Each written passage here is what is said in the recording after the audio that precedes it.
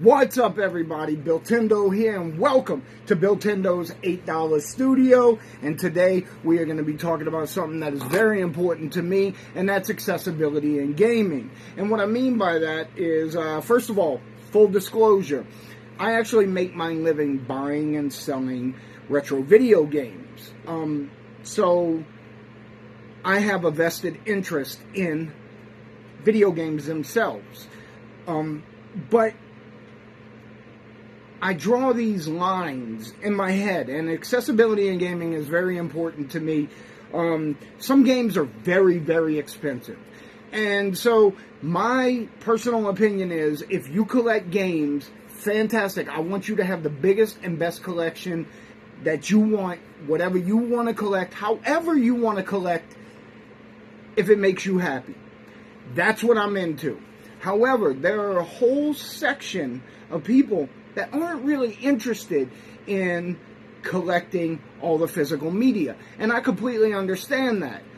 Some people just want to play games. That's why my Facebook group is called N64 Players and Collectors, because I've always considered myself a player first and a collector second. So, with me, number one, I like to offer people options, because I personally feel like if you want to spend $800 on a game for your collection, that's fantastic. And if that makes you happy, I'm all for it.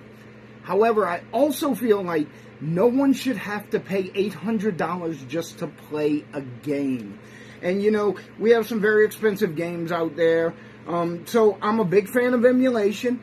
I don't have a problem with reproductions as long as they're labeled as such and not sold as authentic, because, you know, if somebody wants to spend $1,000 to play Sculptor's Cut, that's a big difference from wanting to spend $1,000 to collect a rare game. So a $25 reproduction for someone just to play the game, I'm okay with. I'm also okay with emulation, because then people get to play games and experience games. And I feel like we get to a point where we gatekeep gaming as collectors and tell people, oh, well, you're not playing on a CRT, or you're not playing on the proper console, or something like that. It doesn't matter, as long as they're playing, especially if people are younger. I'm starting to get old. I was raised in Atari and NES days, so I'm happy to see younger people coming into the hobby of collecting and game playing that, you know, they started around GameCube or Wii, and fantastic. Let's give them as many options to play these games as we can, because, you know, for one, the GameCube is starting to get pretty expensive. Also, I have no issue with clone consoles. None. I own every console you can think of. I have stacks of Nintendo 64s, even Famicoms and Super Famicoms from Japan. I have all of it. But to be perfectly honest, this machine is what I do most of my playing on. It's a Retrobit Trio. It plays Sega Genesis, Nintendo, and Super Nintendo. It also plays Super Famicom games and Famicom games. And you can use your original controllers on this for all three consoles. It's fantastic. I got this like 6 years ago for $100, brand new. And it's easy for me because I leave it hooked up to my TV, and it's three consoles hooked up into one. And I can use the original controllers, so it plays just fine.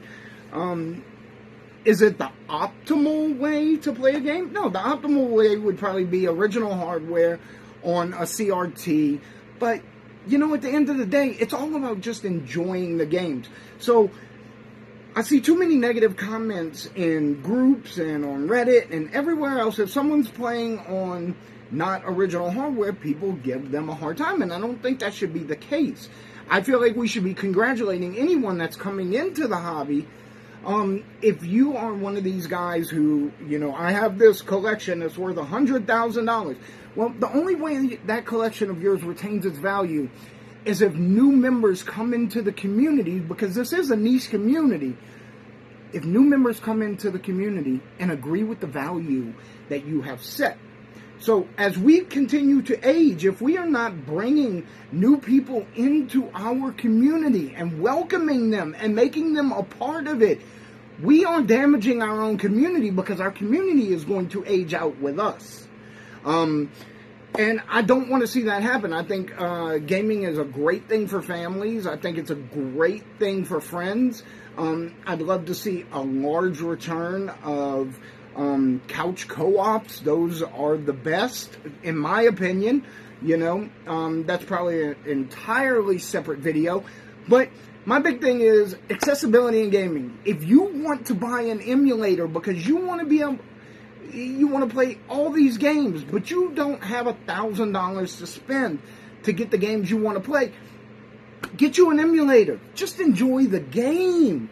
If you want to play on a clone console because it's super convenient, or maybe the case is that's all you could afford.